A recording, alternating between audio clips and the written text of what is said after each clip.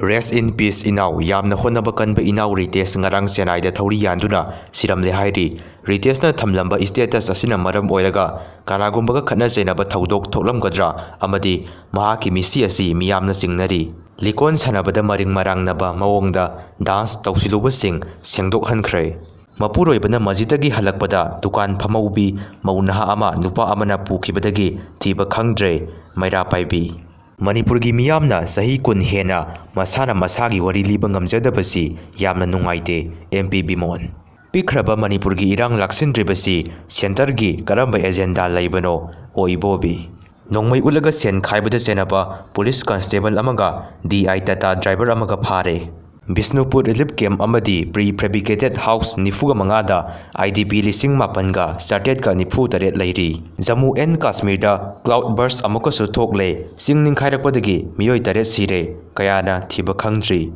Junta AI strike da KNDF yauna lanmi kaya asi ana yaukre pangai hautanda miyamna aki akhang kaya poknariba adu arambai tengkon khurai unit 17 na khunja singa loinana khunja singi yaifanaba amadi akiba koknaba sana konungi akhang ahi singa wata nakre loinana kunja singi akiba kharada oirabasu koknaba haiduna arambai tengon unit 17 khuraina ngak sengani haibo afam kunja singda thamkhre kumbi college ki wathok singna high court da YNBU hairakpa leptri MLA Premchandra yauna lengaki operation ani amasung N Gopan gi mathakta